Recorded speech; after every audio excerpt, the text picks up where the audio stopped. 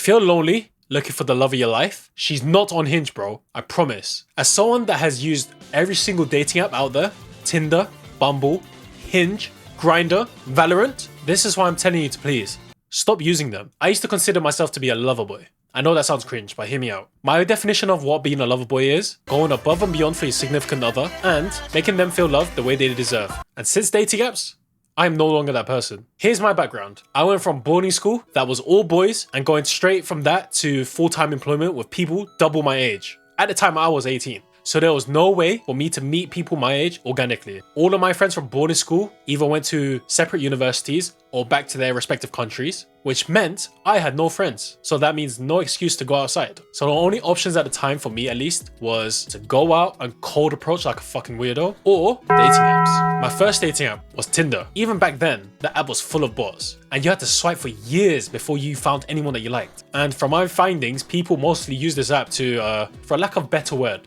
clot. And then Bumble. This app was meant to be more for serious people looking to date seriously, and the unique selling point at the time was women had to send their message first. But the problem with that is the girls on the app couldn't be bothered, and they circumvented the whole thing by just saying hey or hi, which was pointless because the whole point was to take the pressure off the men to send the first message, and now they put the onus back on them, which, you know, fair enough, good game. And then last but not least, Hinge. This was game changing at the time because you could set your location anywhere without having to pay the premium service subscription, and you could set your ethnicity preference. And this was important to me because I'm Vietnamese and I wanted to meet other Vietnamese people too. Not because I'm racist. Bear in mind at this time I was sheltered and introverted, but I still put myself out there. I went on a string of first and second dates that never went anywhere.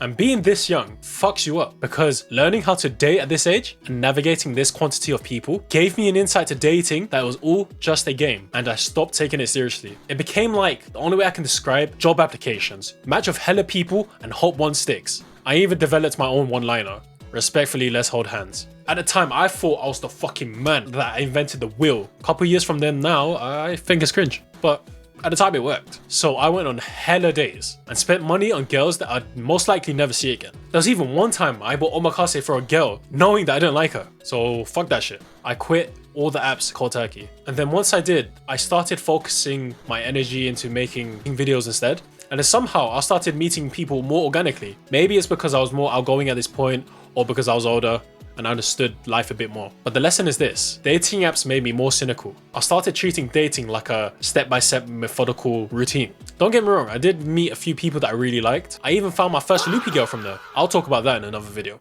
It's not worth it. Yes, the appeal is that it makes people more accessible and their intent for dating is already there. But don't be fooled. There are people on those apps that were only looking for friends too. And that confused me. And I genuinely believe dating apps ruined the way I view dating. For example, I'm still trying to unlearn habits like, fuck it, she's talking to 100 other men anyway. She just open the app and swipe, and she can just hop back on the app anytime time she wants. So I'll detach, match her energy, and do the same. Look, dating should take time. It needs to marinate. She'll come along, and don't seclude yourself. At least try to put yourself out there. And if you're watching this video thinking, shit, what do I do now?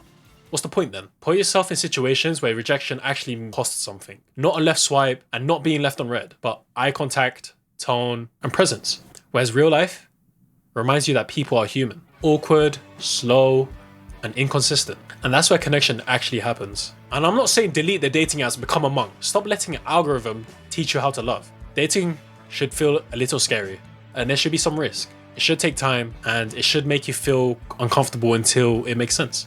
If you're lonely right now, it doesn't mean that you're behind. It just means you're early. Touch grass, say hi, and build a life that you actually enjoy. And love tends to show up when you're not expecting it. And that is a green flag.